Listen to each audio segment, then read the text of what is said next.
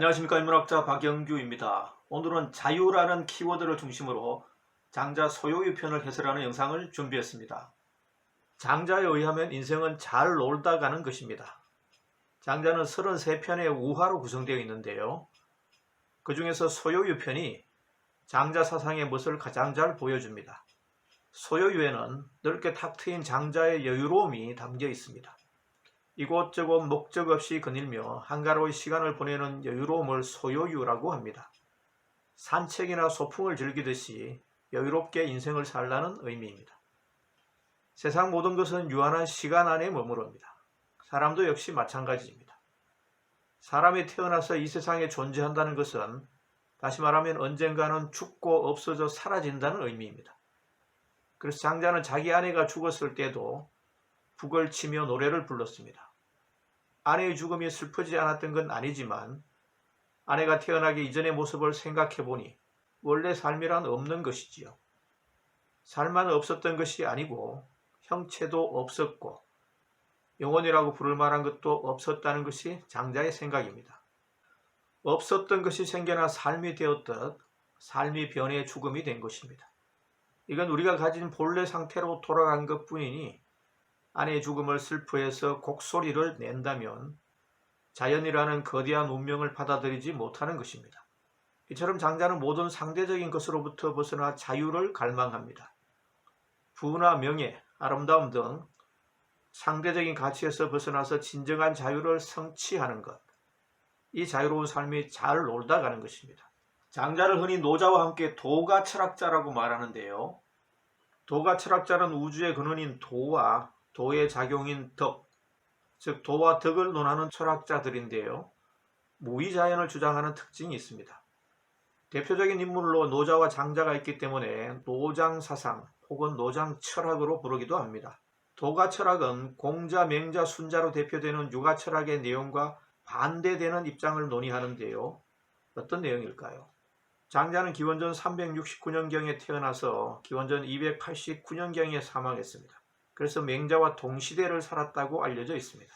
동시대를 살았지만 주장하는 내용은 정반대입니다. 유가철학자 맹자와는 또 다른 장자의 사상을 자유라는 키워드로 한번 살펴보겠습니다. 장자는 현실을 뛰어넘는 초현실적인 비유를 자주 사용합니다. 마치 우리에게 사고의 확장을 요구하는 것처럼 보이기도 하는데요. 이성적 사고의 한계를 벗어난 것을 여러 비유를 통해 나타냅니다. 소요유에 등장하는 한 편의 우화를 먼저 살펴보겠습니다. 북해에는 곤이라는 물고기가 살고 있습니다. 이 물고기의 크기는 몇 천리나 되는지 알 수가 없습니다. 이 물고기는 커서 새로 변하는데요. 새의 이름은 붕입니다. 이 새는 등이 몇 천리나 되는지 알 수 없을 정도로 엄청 큽니다. 새가 한번 이동할 때는 3천리나 되는 물결을 치면서 회오리 바람을 타고 9만리를 날아 올라가서 6개월이 지난 후에 내려와서 쉰다고 합니다. 새가 그만큼 높이 날아갈 수 있는 건 그만큼 거대한 바람이 있기 때문입니다.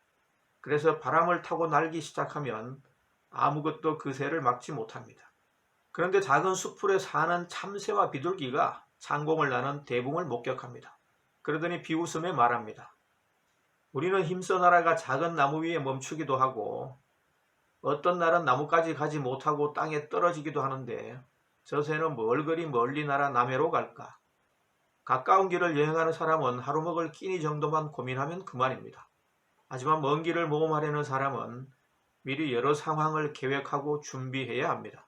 먹을 것과 입을 것을 충분히 챙기고 어느 길이 빠르고 안전한지를 확인해 봐야 합니다.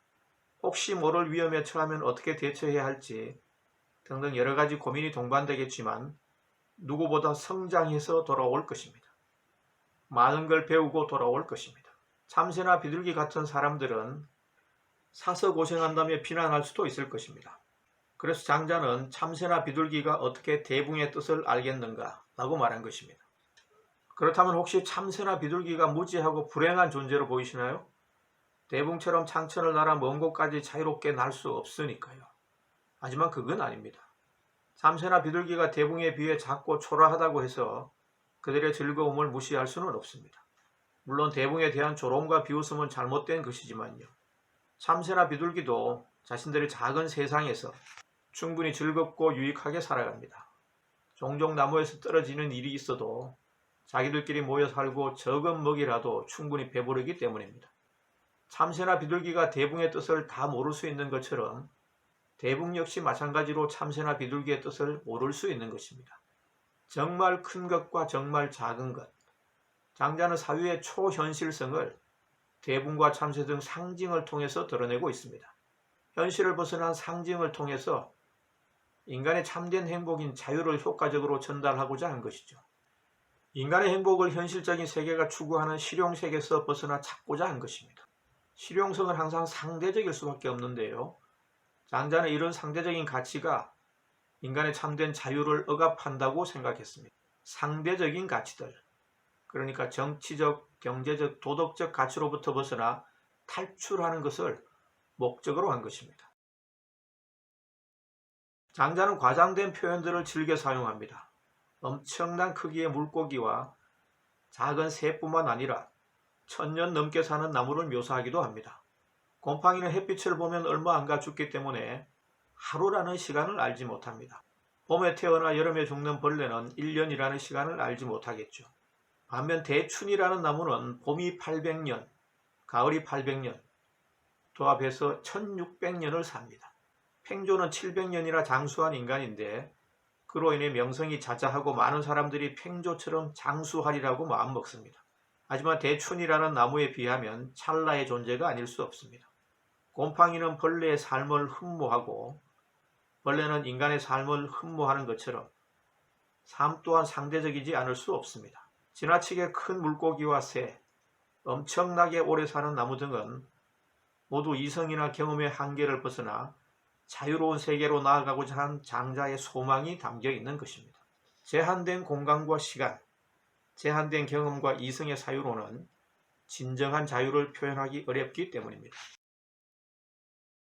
장자는 인간들에 의해 만들어진 모든 것이 상대적이라고 말합니다. 장자가 부정한 상대적인 것은 주관적인 가치 문제로 한정됩니다. 그러니까 객관적인 사실 문제에 관한 것은 아닙니다. 그리고 인간들의 주관적인 가치 문제나 견해는 모두 자기라는 일방적인 관점에서 이루어진 것입니다. 자기에 의해서 이루어진 일방적인 관점은 타인의 관점에서 보면 부정될 수밖에 없습니다. 내가 유용하게 사용하는 연필이나 책상은 나무의 입장에서 봤을 때 죽음입니다. 생명의 탄생은 축복받아 마땅한 것이지만 생명이 태어난 순간 죽음이 함께합니다. 700년이나 장수한 팽조는 평범한 인간에게 부러움의 대상이지만 1000년을 넘게 사는 나무의 입장에서 팽조는 찰나를 살다간 서글픈 존재입니다. 장자는 나라는 주관성을 탈피해서 자연이라는 관점에서 세상을 관조할 것을 권유합니다. 아내가 죽자 본래 모습으로, 그러니까 자연으로 되돌아간 것에 북치고 노래한 것처럼 말입니다. 자연이라는 무한의 경지에서 세상을 관조하면 주관적인 대소, 장단, 미초의 분별은 무의미한 것이 됩니다. 진정한 지혜는 바로 자연이라는 관점에서 모든 것을 관조하는 것에서 나옵니다. 자기라는 이름의 알을 깨고 나왔을 때, 이때 비로소 상대적인 관점에서 벗어나 절대적인 자유의 경지에 도달할 수 있으리라 생각했습니다.